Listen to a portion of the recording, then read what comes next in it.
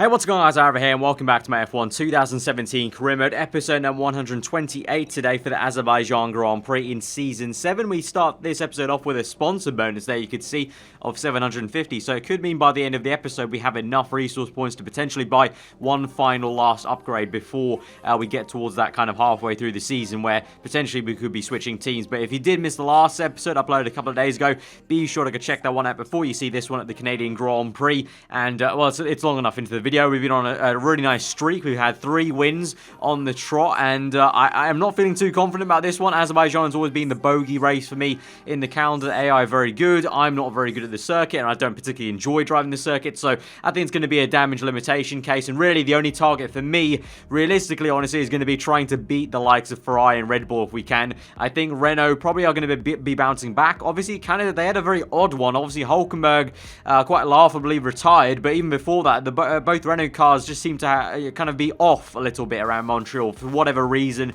the AI, the car, just wasn't performing too well around Canada, but I'm sure they'll be back in full force here around Azerbaijan, so they'll be tackling us in qualifying and the race, so I think they might be quite tricky. Maybe if we get ahead of them, we could be able to keep them behind, do some defensive work, but also at the same time, the undercut or overcut is quite powerful depending on which way you want to look at it in terms of the tires you're using, so it's going to be a tricky one for sure. So I think the target really is just trying to stay ahead for the reputation's sake, because it's all about reputation for us. You know, we've got 3 episodes to go now, including this one, until we get to the end of the British Grand Prix episode where potentially the mid-season contract come in and we can switch away from Mercedes, which has been the goal from the very start of the season. But we go into qualifying then around Baku then on our first flying lap, trying to navigate as best we can, and trying to navigate the quite annoying sun that I always like to bring up. But still 7 seasons in, I'm still not over it. God damn it, I still hate the sun where it gets in your eyes. But you try to do the best job you can, and obviously the car is actually pretty damn good down this straight. The Mercedes power, the engine upgrades we've had, the drag updates, obviously they're going to help out, and it's going to be a big time gain. And obviously in the race, that's going to be a big thing, that if we can gain enough time on the straights potentially to make overtakes like we have done in the past when I was back in the Force India in Season 5, then we could have a pretty decent showing. It's just about really how that pans out and how the tyre wear works out. But we're on to the second flying lap. Then the first one wasn't amazing, as per usual, down in P14, but the second time round, finding the time across the line, and it's going to be 3rd place, and my teammate is going to be the one that gets pole position there. Jolyon Palmer in 2nd. You can see the top 3 so close, but once again, Hulkenberg down the order. I mean, but last time, as I said, both Renaults were down the order, but now it just seems like it was a case of maybe Hulkenberg's AI got held up in traffic or something like that, because his teammate's done a great job, Palmer, and the top 3 very close. So, a kind of a shame almost that Hulkenberg, if he was up there, it could have been so close for the top 4 positions. But that's good for us. Obviously, we've already got a pretty big gap of about 41 points, I want to say. I think it was around there. I can't really remember, honestly, from the last episode, but it was quite a big points gap, so that's just going to mean we have a good chance to maybe do that. As we move on to the grid, then it looks like potentially, I think Hamilton may have a penalty, so I think I may be lined up alongside Jolyon Palmer on the first row. So we'll see how that goes, and hopefully we can get a good getaway. And as I said, if we have track position, there's definitely more opportunity to defend rather than attack the Renaults, because I think they're going to be pretty damn good through the corner, especially the last sector. So let's go to the full grid then, and then we'll see how we go in the race. So before the off, let's remind ourselves of yesterday's qualifying session with a look at the starting grid. It's Jolyon Palmer on pole today, and a Mercedes alongside. Looking down the rest of the grid, we have Verstappen, Perez, Daniel Ricciardo, and Ocon, Vettel, Raikkonen, Grosjean, and Nico Hulkenberg, Hamilton, Sainz, Daniel Kvyat, and Alonso, Stroll, Massa, Pascal Wehrlein, and Marcus Ericsson. Magnussen and Stoffel van Dorn completes the grid. And with preparations almost complete, let's head down to the track.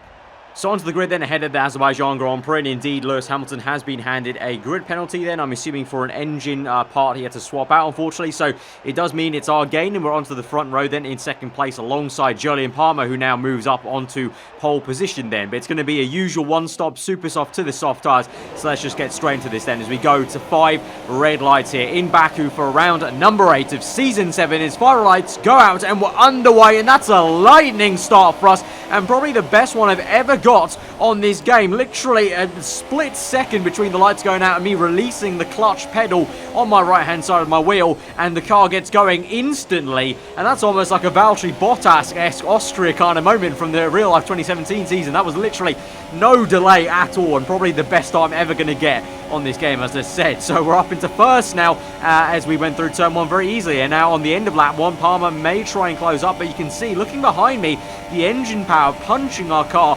further ahead, and we're able to streak ahead of Palmer and get away from him. And obviously we do set the fast lap of the Grand Prix as we cross the line on lap 1, obviously being the first car across. Now you can see trying to weave out of the toe of Palmer, trying to break that toe, and in doing so hit the wall momentarily there. And you've got Sergio Perez not too far behind. You can see all of us setting fast laps of the Grand Prix, but it's Esteban Ocon who ultimately has the pace there. I believe it's Perez in third and then Ocon in fourth, not too far behind. So keeping the pressure on me at the moment is a case of I'm definitely holding them up a little bit, as now we can see Palmer goes for a move on the left hand side, DRS wide open for him, and so it's Brit v Brit for the lead of the Azerbaijan Grand Prix here on lap 4. We're on the outside, Palmer on the left, we've locked up on the left front tire, but we just managed to squeeze through, and Palmer has just about given us enough room, and we skate across onto the racing line to get that place back, and we're up into first place once again. But onto the very next lap then, lap 5, Palmer comes back again. This time we opt for the left hand side of the circuit to go defensive to the inside. We brake a little bit early to make sure we don't get pinched into that wall, and we're able to squeeze out Palmer by opening up the steering wheel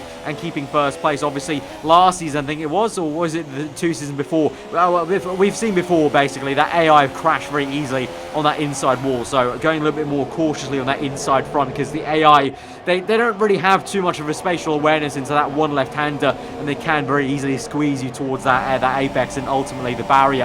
And so now we look further back behind, and the man who obviously is our main rival in the championship, Nico Hülkenberg, he's trying to make his way up the pack. He's got one of the Red Bull cars right in front of him there, and then you've got the 2 Force Indias and my teammate as well, who's close behind. So Hülkenberg, he qualified P9, would have maybe got promoted to maybe P8 with Hamilton getting enough grid penalties. I can't quite remember on the grid sequence there, but trying to make progress, and we'll see if he can do, and obviously that's going to be crucial for him for the championship. Meanwhile, his teammate though in the other Renault still attacking me. We go very aggressive to try and squeeze Palmer to the left hand side. He's already opted for that inside line, so I'm forced to go to the outside, and we try and take a wider line to maybe cut in, but Palmer ultimately just gets a really good mid-apex speed, and it almost, I almost felt like he was about to hit the wall there, so I was kind of going a little bit kind of tentatively into the corner, but then he just was able to take the corner quite fine, and so he's up into first place, and he unfortunately then starts to waltz away from us because they just don't have the pace at the moment to match the Renault at least. Meanwhile though, talking about the other Renault, Hülkenberg now finally trying to close up to the 2 Force India cars. He's dispatched the 1 Red Bull there. Ahead of them both is the Mercedes car and myself, and you can see the gap there that's forming to Palmer. Then we move on later, so Hülkenberg was unable to make the move quite then, but later on as the 2 Force Indias go side by side momentarily, then Hülkenberg will now surely get his chance to overtake both these maybe if he gets enough of a toe and slipstream as he goes down the main straight, DRS open as you would imagine, and he's on the left hand side of Esteban Ocon, but look at that, he gets in the slipstream momentarily of Sergio Perez, and Ocon looks like he's trying to fight Perez, and Hülkenberg is just going to go down the inside of both of them. So they go 3-1 to turn 1. Hulkenberg on the very left on the inside, and it's a big lock-up from Ocon then, and he goes behind both Red Bull cars. And I think Hamilton's also gained some positions there. Yeah, Hamilton's overtaking both Red Bulls and the Force India there, and so Hulkenberg was up right behind us until I make my pit stop on lap 10 there. And so already the 2 championship rivals, myself and Nico, alongside each other in P2 and P3 there. But we come on for our one and only pit stop of the episode, then onto soft tyres. You can see though, getting held up somewhat there and losing some time, as I think it was one of the Ferraris and then a Red Bull car coming in, and also a Force India. So definitely lost at least a second or 2 there. So that is not going to be great for us. We may fall behind Hulkenberg, and if so, we're going to have to try and fight pretty hard to try and catch back up to him, because although, yes, we've got a cushion, I would like to stay ahead of him just for the sake of building the gap up even more if we can. But meanwhile, as we go through, we've got Hamilton here being closed down by the Red Bull car. He's got DRS wide open. He goes defensive on the left-hand side. There's been a little bit of contact, I think there is, and there's a huge lockup for Hamilton, and Hamilton has not made the corner, and he just slams into the concrete wall there, and then loses his front wing as he doesn't quite calculate the turning angle, and clearly Hamilton maybe needed to go back to driving school for his 3-point turn there, as he quite spectacularly breaks his front wing by trying to reverse his car. And so we go through there, but calamities then for Hamilton in what is quite a, well, odd and funny crash once again. So two laughable DNFs in 2 episodes. One for Hulkenberg, which is just funny because of the circumstance, and then one that's genuinely just, confusing me to watch back, and probably you guys as well. Very, very odd crash for Hamilton then. But anyway, we move on to the end of lap 11. Then we got a virtual safety car out. I think that might be for Hamilton, still unable to navigate his car. But that's going to mean, obviously we already got held up, but now the virtual safety car is going to help these cars out. And so it means as we come down through on the exit of turn 1, Ocon is able to get ahead of us. And it's going to be Ocon who's ahead of us, Raikkonen is ahead of us, and as well as Hulkenberg and Palmer. So we're down to P6 at the moment. And so now we've got to try and pull up our socks and try and get the hammer down to try and re-overtake some of these cars. And by lap 15, we start to get back in the groove of things. From lap 12 to 15, it was a bit of a difficult period in the race in terms of it seemed so far away that Ocon was on track that I was starting to lose a little bit of motivation. But then we kind of just dug deep, tried to pull out the lap time there, trying to get the hammer down, as I said. And we can now try to catch Ocon because I can just see his car has gone through on that next left-hander, and through that left we can just see him down the road, and Raikkonen, I believe, is the next car above. And that was the real motivation for me, is Vettel's behind us, but if Raikkonen finishes ahead of us in this race, then that's not going to do me any good for the reputation level. So that was the real motivation for me to push on for this race, and not have it be a lost cause from then on at that point of the Grand Prix. So we go past Ocon then very easily in lean mixture as we overtake him, because there's no point wasting fuel as we overtake him. It's going to be a 100% definite overtake, because we had DRS there, and the slipstream's just so OP down that straight in Baku that there was no point to waste fuel, as we were going to definitely make that overtake. So now we chase after Raikkonen as we're on lap 18, going on to lap 19. You're about to see just the difference in the power here, Mercedes v Ferrari. As you can just see, we're closing and closing, and that car's getting closer and closer, and we don't even have DRS at this point. It's just the engine power difference there is helping us close up on Raikkonen. So even with a bit of oversteer, we do manage to catch up to him by the end of the lap on lap 19 as we go towards lap 20. Nice and easy through the left hander, a little bit on the bump on the apex, and now we can swoop through on the S section, just keep it nice and tidy, and then we'll have DRS. And it's all about patience here, as it has been so many times before in the past in Baku. But here you go, even before we get onto the straight there, just as we go through the kink on the right hander, and we're able to overtake him, we're up into P4. So a very easy move then on Raikkonen. That pretty much is a box tick for a reputation level with Ferrari. Unfortunately, Verstappen is in 3rd place. It's a 1-2 for Renault, so I think we'll be losing some reputation for Red Bull there, because unfortunately I don't think I'll be able to maybe close up on Verstappen. And actually, by the time we get onto the second last lap of the Grand Prix, we're actually trying to fight the Force India here of Sergio Perez. You can see he tried to go quite aggressive to defend from him, but ultimately Perez got it. So I kind of just broke a little bit early to get the cutback on and try and straighten out the car to set ourselves up, because of course I know I'm now going to get the DRS back on Sergio Perez. And so here we go on the left-hand side, and it's going to be Rich Mix. But even before we get to the DRS line, we've already re-overtaken him. So just tactical play. It's kind of like chess, just playing a little bit of chess work